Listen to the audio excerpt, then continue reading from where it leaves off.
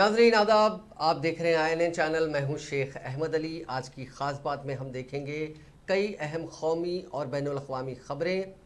अफ़गानिस्तान में बदअमनी फैलाने की नापाक कोशिश की तनाजुर में अफ़गानिस्तान के दारुल हुकूमत काबुल के अस्पताल में 2 धमाकों में 19 अफराद हलाक और 50 ज़ख्मी हो गए। गैर मुल्की खबर रसां एजेंसी की रिपोर्ट के मुताबिक तालिबान की जानिब से 2 धमाकों की तस्दीक की गई है, जबकि आईनी शाहिदीन ने फायरिंग की भी इत्तला दी है। अफगान वजारत सेहत के अहदेदार ने नाम ना जाहिर करने की शर्त पर बताया कि काबुल के अस्पतालों में 19 लाशों और तकरीबन 50 जख्मियों को मुंतकिल किया गया। खबलसीम वजारत दाखिला के तर्जुमान खारी सईद खौस्ती ने कहा कि धमाका 400 बिस्तरों पर मुश्तमिल सरदार मोहम्मद दाऊद खान अस्पताल में हुआ। उन्होंने समाजी राब्ते की वेबसाइट पर ट्वीट में कहा कि सिक्योरिटी फोर्सेस को इलाके में तैनात कर दिया गया है, जबकि जानी नुकसान से मुतालिक कोई इतला नहीं है। मकामी अफराद की जानिब से शेयर की जाने वाली तस्वीर में वसती काबुल के साबिक सिफारती जोर के करीब वजीर अकबर खान इलाके से धुआं उड़ता हुआ देखा गया। अस्पताल के डॉक्टर ने बताया कि मैं अस्पताल के अंदर हूं। मैंने पहले चेक पॉइंट से ज़ोरदार धमाके की आवाज़ सुनी, जिसके बाद हमें महफूज कमरों में जाने के लिए कहा गया। मैंने फायरिंग की आवाज़ भी सुनी। डॉन की एक रिपोर्ट के मुताबिक इब्तदाई तौर पर हमले की जिम्मेदारी किसी ने कबूल नहीं की, लेकिन सरकारी बुख्तार न्यूज़ एजेंसी ने आईनी शाहिदीन का हवाला देते हुए कहा कि दहशतगर्द तंजीम दाइश के मुतअद्दिद जंगजू अस्पताल में दाखिल हुए और उनकी सिक्योरिटी फोर्सेस के साथ झड़प हुई। जख्मी तालिबान जंगजुओं और साबिक अफगान सिक्योरिटी फोर्सेस के जख्मी अहलकारों का इलाज करने वाले अस्पताल में 2017 में भी हमला किया गया था और तिब्बी अहलकारों के भेस में आने वाले मुसल्लह अफराद ने कम से कम 30 अफराद को हलाक कर दिया था। वाज़ेह है कि गैर मुल्की अफवाज और अमरीकी हिमायत याफ्ता हुकूमत के खिलाफ 20 साल तक बरसर पैकार तालिबान को इख्तिदार में आने के बाद मुल्क में इस्तेहकाम लाने में मुश्किलात का सामना है। तालिबान की उबूरी हुकूमत के क़याम के बाद गुज़िश्ता चंद हफ्ते में दाइश की जानिब से मुतअद्दिद खौफनाक हमले किए जा चुके हैं। मुल्क में पेट्रोल के दामों में आज लगातार 7वें दिन बढ़ोतरी हुई। हालांकि डीजल के दामों में आज कोई बदलाव नहीं हुआ।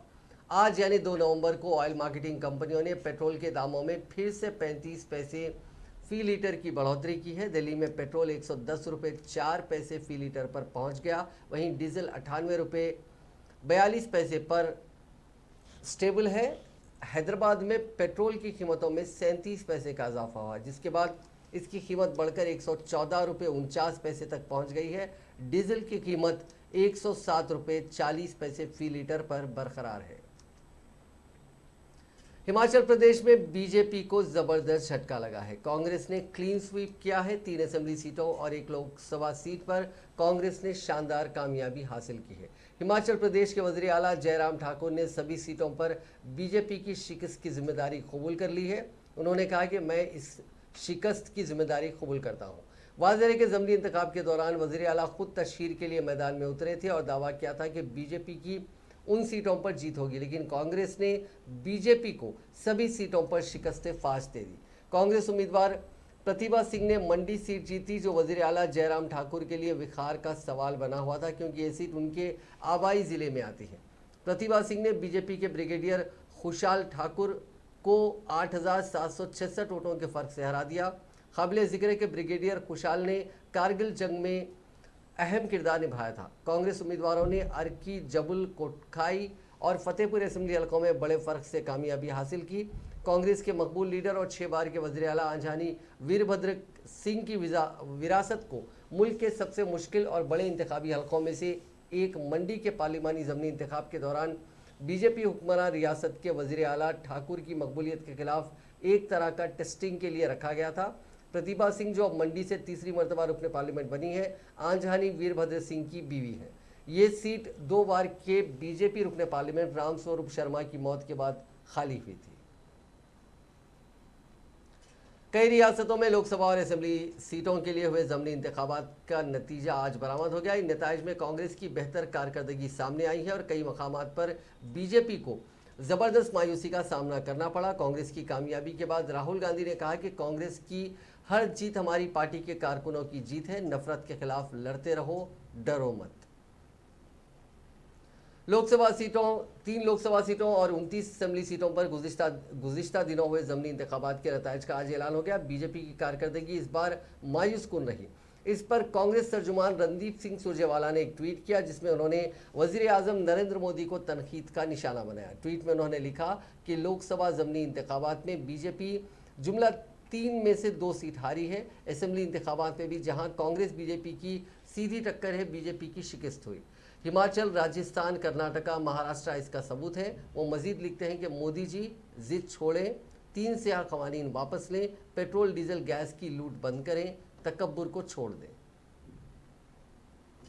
महाराष्ट्र में मरकजी एजेंसियों की कार्रवाई लगातार जारी है। रियासत के साबिक वजीर दाखिला अनिल देशमुख की गिरफ्तारी के बाद अब नायब वजीर आला अजीत पवार पर कार्रवाई शुरू हो गई है। अनिल देशमुख की गिरफ्तारी के बाद अब नायब वजीर आला अजीत पवार के खिलाफ महकमा इनकम टैक्स ने अजीत पवार से वाबस्ता 1000 करोड़ से ज़्यादा की इमलाक जब्त करने का नोटिस जारी किया। अजीत पवार की जिन मिल्कियतों को जब्त करने का हुक्म दिया गया उनमें जरंदेश्वर शुगर फैक्ट्री, जिसकी मालियत करीब 600 करोड़ की है, साउथ दिल्ली में वाक़ फ्लैट जिसकी मालियत 20 करोड़ है, 25 करोड़ रुपए का पार्थ पवार का निर्मल ऑफिस, 250 करोड़ का नीले नाम से गोवा में वाक़ रिजॉर्ट और महाराष्ट्र में अलग अलग मकामात पर वाक़ ज़मीनें जिनकी जुमला मालियत 500 करोड़ रुपए शामिल है। ख्याल रहे कि अजीत पवार मुद्दत तवील से इनकम टैक्स के निशाने पर है। गुज़िश्ता महीने ही इनकम टैक्स डिपार्टमेंट ने 2 रियल स्टेट ग्रुपों और अजीत पवार के रिश्तेदारों के ठिकानों पर छापामारी के बाद 184 करोड़ रुपए की बेनामी इमलाक का पता लगाया था।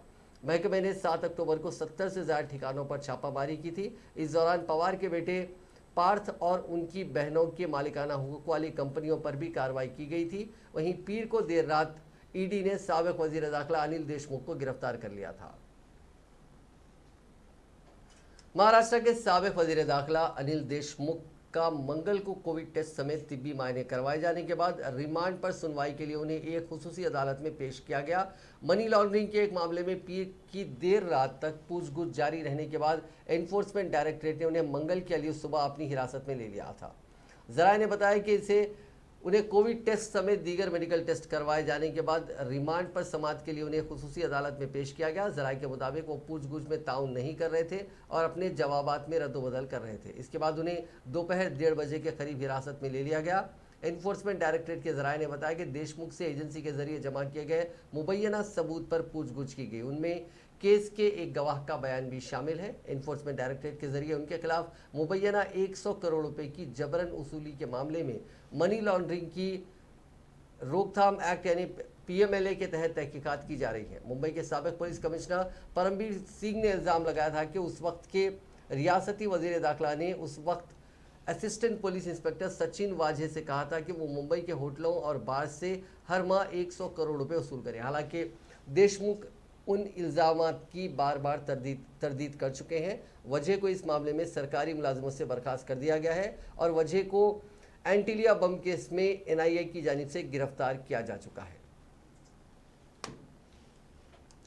दिवाली से पहले कैप्टन अमरिंदर सिंह ने पंजाब में सियासी धमाका कर दिया है। मंगल के रोज उन्होंने ऑफिशियली कांग्रेस पार्टी छोड़ दी है। कांग्रेस सदर सोनिया गांधी को भेजे गए 7 पेजेस के सिफे में उन्होंने अपने पूरे सियासी सफर का जिक्र किया। अमरिंदर ने कांग्रेस हाईकमान के साथ नवजोत सिंह सिद्धू पर भी सवाल खड़े किए। अमरिंदर ने 18 सितंबर को पंजाब के वजीर आला के ओहदे से इस्तीफा दिया था। इसके बाद ही उन्होंने कांग्रेस छोड़ने का ऐलान कर दिया था। मंगल के रोज उन्होंने अपनी नई पार्टी पंजाब लोक कांग्रेस PLC का ऐलान कर दिया।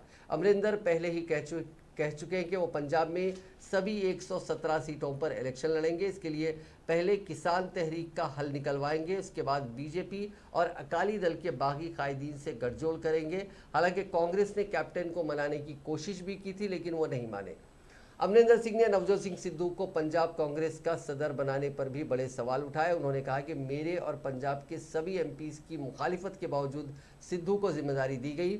उन्होंने सिद्धू को पाकिस्तान परस्त करार देते हुए कहा कि उन्होंने पब्लिकली पाकिस्तान के आर्मी चीफ और वजीर आजम इमरान खान को गले लगाया कि ये दोनों ही हिंदुस्तान में दहशत फैलाने के लिए जिम्मेदार हैं। कांग्रेस के सीनियर लीडर व साबिक मरकजी वजीर सचिन पायलट ने कहा है कि बीजेपी के कायदीन ने 2G स्पेक्ट्रम और कोल ब्लॉक तकसीम मामले में झूठ बोलकर उस वक्त की मनमोहन सिंह की हुकूमत को गैर मुस्तहकम करने की कोशिश की थी। हालांकि उस फर्जी कहानी का अख्ताम अदालत के फैसले से हो गया। पायलट ने गुज़िश्ता रोज़ एक प्रेस कॉन्फ्रेंस में साबिक CAG विनोद राय और बीजेपी लीडरों पर सख्त हमला करते हुए कहा कि अदालत के 1500 सफ़ात के फैसले से साबिक CAG विनोद राय के जरिए यूपीए इत्तेहाद की मनमोहन सिंह की क़यादत वाली हुकूमत के मियाद कार में ऑडिट रिपोर्ट में तकरीबन 176 करोड़ रुपए घपलों के फर्जी कहने का अख्ताम हो गया। उन्होंने कहा कि इस मामले में सबसे बड़ी बात यह हुई कि इल्ज़ाम लगाने वाले साबिक CAG विनोद राय ने अदालत को दिए अपने हलफनामे में कबूल किया है कि इस मामले में हक़ाइक़ पर मबनी गलतियाँ हुई हैं।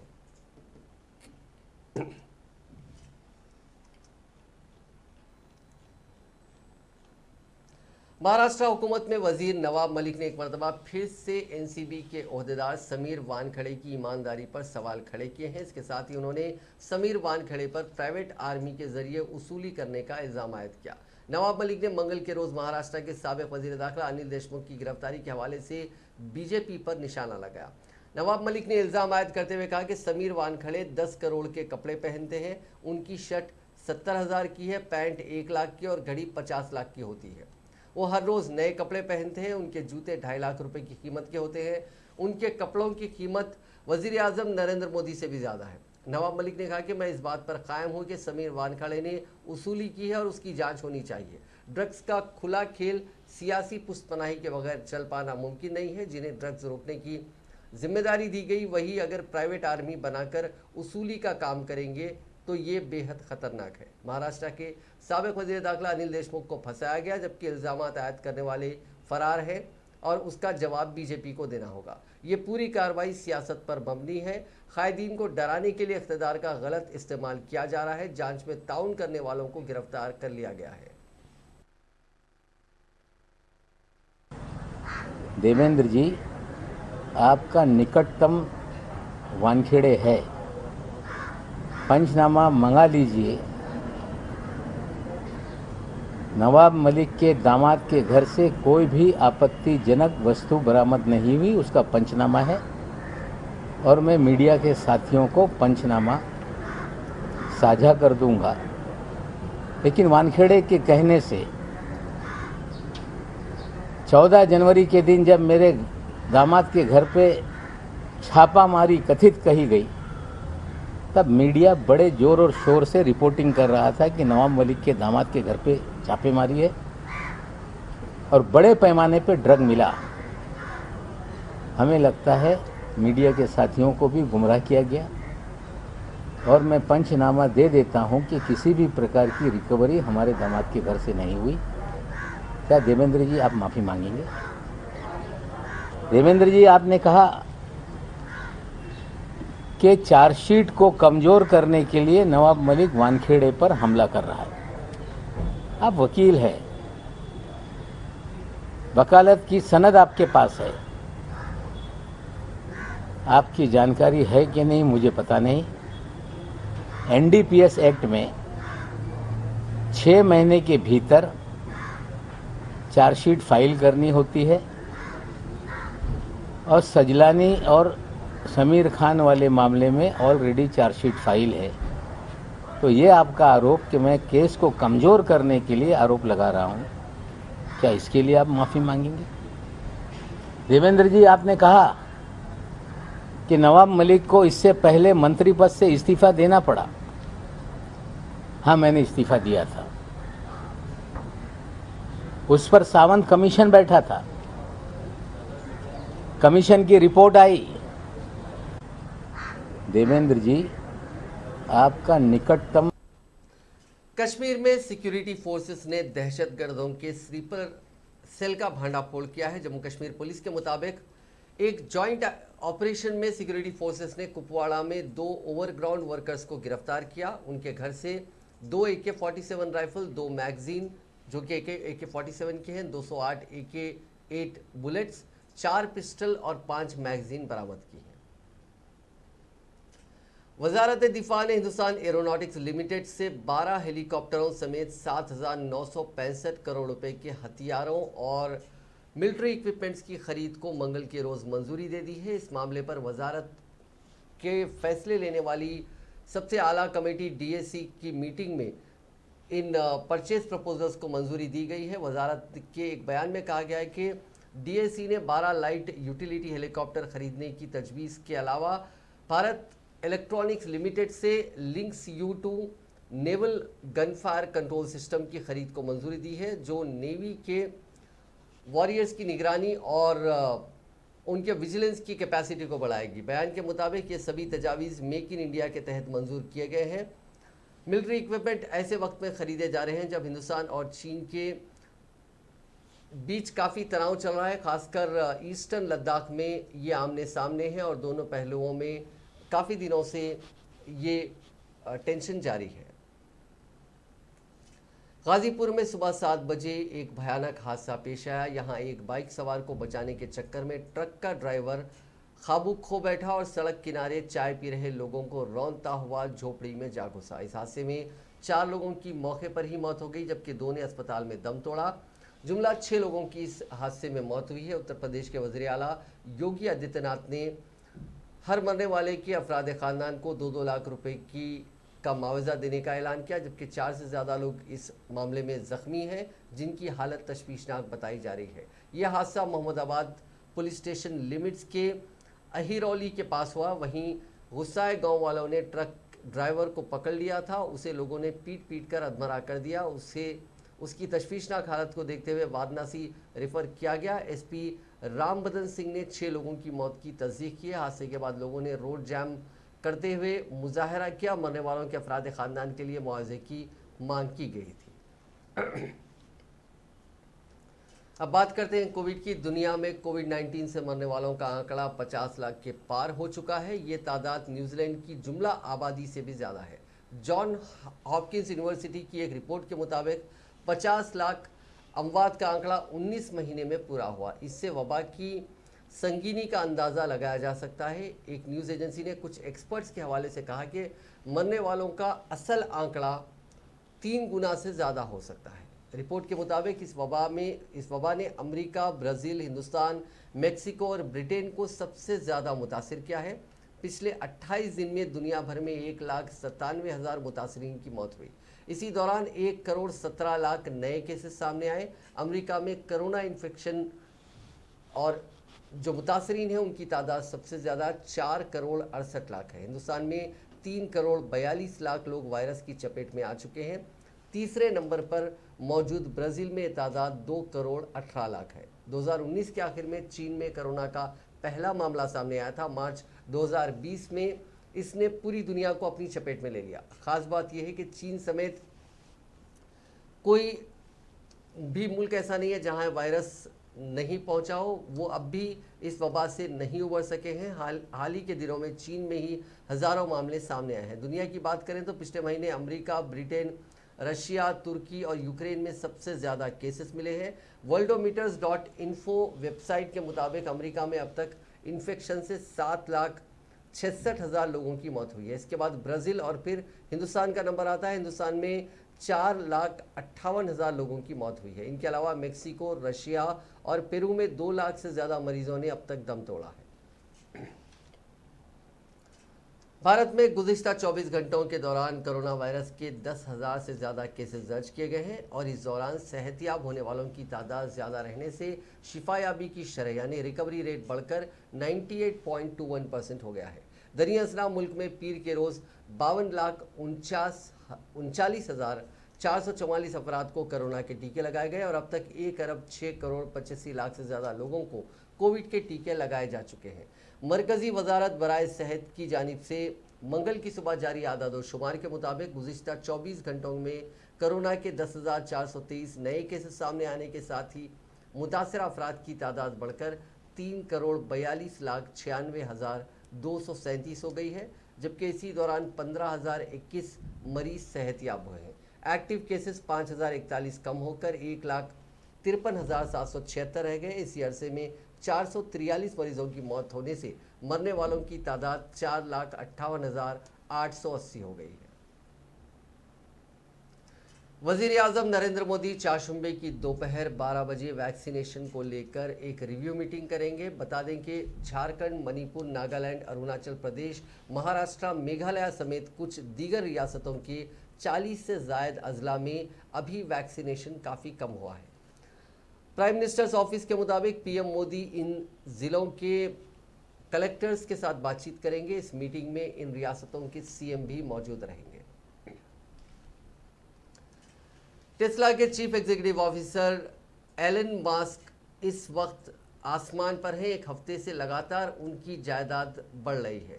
पीर के रोज उनकी जायदाद बढ़कर 311 अरब डॉलर हो गई। वो हिंदुस्तान और एशिया के सबसे अमीर बिजनेसमैन मुकेश अंबानी से 3 गुना ज़्यादा अमीर बन गए हैं। टेस्ला का शेयर पिछले हफ्ते से लगातार बढ़ रहा है। इलेक्ट्रिक गाड़ियां बनाने वाली टेस्ला के मालिक एलन मस्क की जायदाद में आज 9 अरब डॉलर की बढ़त हुई। एलन मस्क सिर्फ मुकेश अंबानी से नहीं बल्कि दुनिया के सबसे बड़े इन्वेस्टर वॉरेन बफे से भी 3 गुना ज़्यादा अमीर है। वॉरेन बफे की जायदाद पीर के रोज़ 105 अरब डॉलर थी, जबकि मुकेश अंबानी की जायदाद 95.8 बिलियन डॉलर्स की थी। बफे और अंबानी दुनिया के अमीरों की लिस्ट में 10वें और 11वें नंबर पर आते हैं। ब्लूमबर्ग वेल्थ के आंकड़ों के मुताबिक बफे और मस्क के बीच जायदाद के फ़र्क की एक बड़ी वजह यह है कि बफे अपनी जायदाद लगातार डोनेट करते हैं। इस वजह से भी उनकी जायदाद में कमी आती है। बर्कशायर हैथवे के मालिक बफे हर साल अपनी जायदाद का एक हिस्सा डोनेट कर देते हैं। पिछले 16 सालों में बफे ने 41 अरब डॉलर से ज़्यादा की रकम डोनेशन में दी है। मस्क की जायदाद में इजाफे का इसकी सबसे अहम वजह टेस्ला के शेयर्स में इजाफा होना है। लगातार इस कंपनी के शेयर्स की कीमत बढ़ रही है। कंपनी पूरी दुनिया में इलेक्ट्रिक कारों पर फोकस कर रही है। ये प्रीमियम सेगमेंट में कार लॉन्च करती है। टेस्ला ने पहले ही हिंदुस्तानी सड़कों पर अपनी कार दौड़ाने की तैयारी की है। हालांकि वो हिंदुस्तानी हुकूमत से कुछ छूट भी चाहती है। हिंदुस्तान में इलेक्ट्रॉनिक कारों को लेकर हुकूमत ने पॉलिसी बनाई है और टेस्ला हिंदुस्तान में इन्वेस्टमेंट करना चाहती है। शेयर्स में बढ़त से टेस्ला और अमेजॉन का market cap Johnson and Johnson के मार्केट कैप से ज़्यादा हो चुका है, जबकि दोनों का मार्केट कैप अमेरिका के सबसे बड़े bank JP Morgan chase and company के बराबर है। व्हाट्सएप ने सितंबर की मंथली ट्रांसपेरेंसी रिपोर्ट जारी कर दी है। रिपोर्ट के मुताबिक उसने सितंबर में 2.209 मिलियन यानी करीब 22,09,000 हिंदुस्तानी अकाउंट बैन किए हैं। कंपनी ने रिपोर्ट में बताया कि सभी अकाउंट को इसलिए बैन किया गया क्योंकि उन्होंने कंपनी के गाइडलाइंस को तोड़ा था। बैन किए गए यूज़र्स के खिलाफ दूसरे यूज़र्स की जानिब से शिकायत मिली थी। कंपनी ने कहा कि जिन व्हाट्सएप यूज़र्स के खिलाफ शिकायतें मिली उसके ऊपर प्लेटफॉर्म का मिसयूज़ रोकने के लिए कार्रवाई की गई। इस रिपोर्ट में कंपनी ने 1 से 30 सितंबर तक की गई कार्रवाई का डेटा पब्लिश किया है। अपनी मंथली ट्रांसपेरेंसी रिपोर्ट में व्हाट्सएप ने बताया कि सितंबर में यूज़र्स की जानिब से 309 अकाउंट को बैन करने की अपील की गई। इसमें हिंदुस्तान में तैनात कंपनी के ग्रीवेंसेस ऑफिसर्स ने 50 अकाउंट पर कार्रवाई की। उन्हें एक ही डेडलाइन के दौरान 560 यूज़र्स के सवाल मिले थे।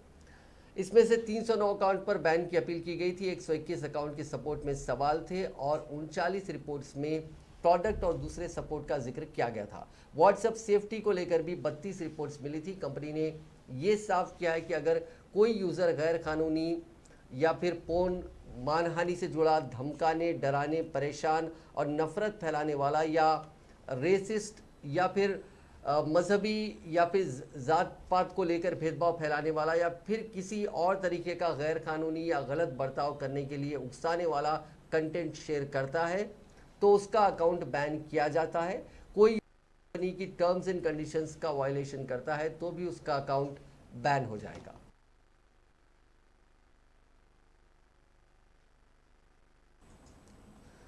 अमेरिका के सदर जो बाइडेन का एक वीडियो सोशल मीडिया पर वायरल हो रहा है जिसमें वो कुछ वक्त के लिए आंखें बंद किए हुए नजर आ रहे हैं। ये वीडियो क्लिप ग्लासगो में चल रहे COP26 समिट का है। ऐसा कहा जा रहा है कि तकरीर सुनते सुनते बाइडेन सो गए थे। द वॉशिंगटन रिपोर्ट के रिपोर्टर ने सबसे पहले इस वीडियो को ट्वीट किया। उसने लिखा कि COP26 की इनॉग्रल स्पीच के दौरान बाइडेन सोते हुए दिखे। वीडियो को अब तक करीब 50 लाख बार देखा जा चुका है। कई यूज़र साफ तौर पर ये कह रहे हैं कि तकरीर सुनते वक्त बाइडेन सो गए थे। इसे लेकर उन्होंने सख्त नाराज़गी भी जताई। वीडियो में बाइडेन स्पीकर की बात सुनते नजर आ रहे हैं। इसी दौरान वो अपनी आंखें बंद कर लेते हैं जबकि स्पीच जारी रहती है। कुछ सेकंड के बाद वो आंखें खोलते हैं और दोबारा बंद कर लेते हैं। 1 मिनट 19 सेकंड की इस वीडियो क्लिप में बाइडेन 3-4 बार ऐसा करते देखे जाते हैं। वीडियो के खत्म में दिखता है कि बाइडेन का एक असिस्टेंट उनके पास आता है, जिसके बाद वो आंखें खोलते हैं। इन दोनों के बीच कुछ वक्त तक बातचीत भी होती है। तकरीर शुरू होने के 1 घंटे के बाद का ये वाकया है। बाइडेन साउथ अफ्रीका के एक मामले पर मैसेज सुन रहे थे जब उन्होंने करीब 20 सेकंड के लिए अपनी आंखें बंद कर ली थी।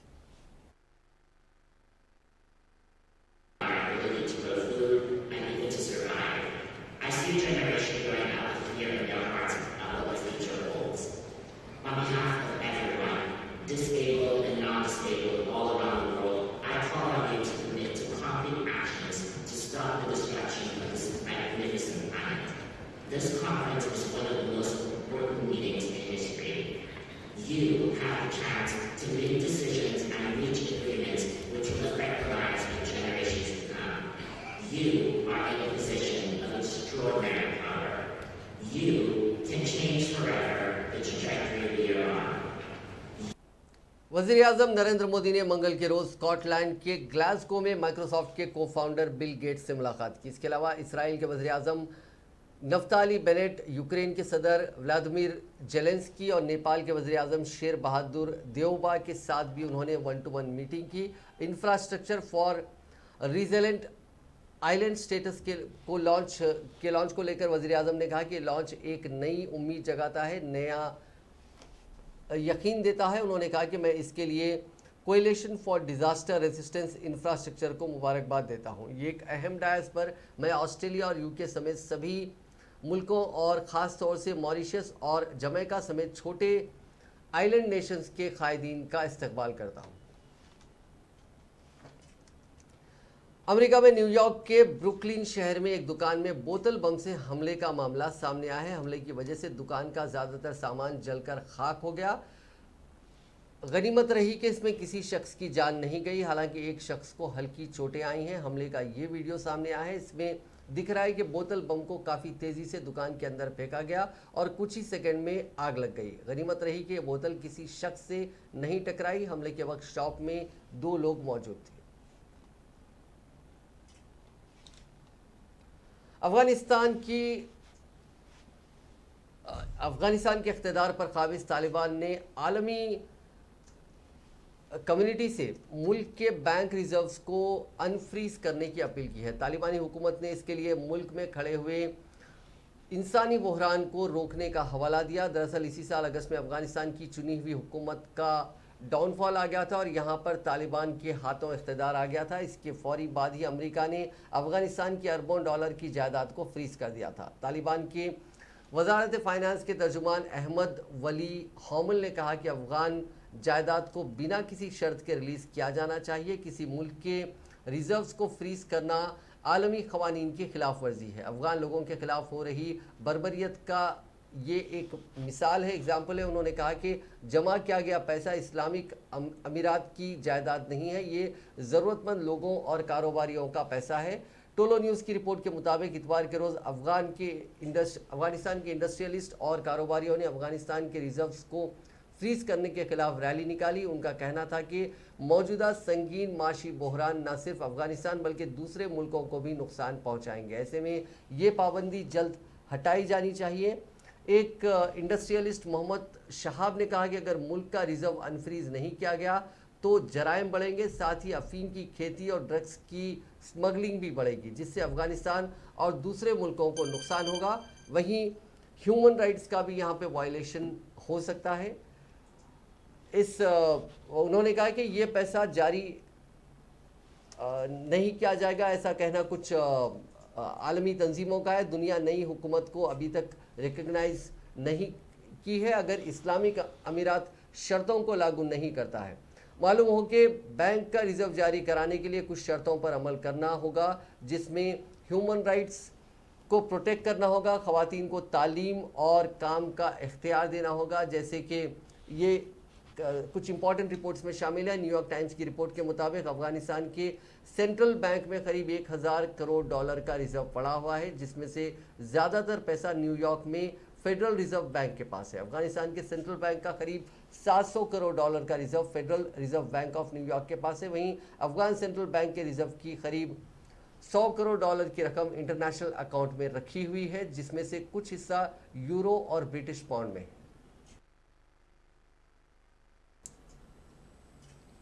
नाजरीन, आज की खास बात में बस इतना ही। आपसे कल मुलाकात होगी नई खबरों के साथ, नए एनालिसिस के साथ। फिलहाल दीजिए इजाजत। खुदा हाफिज।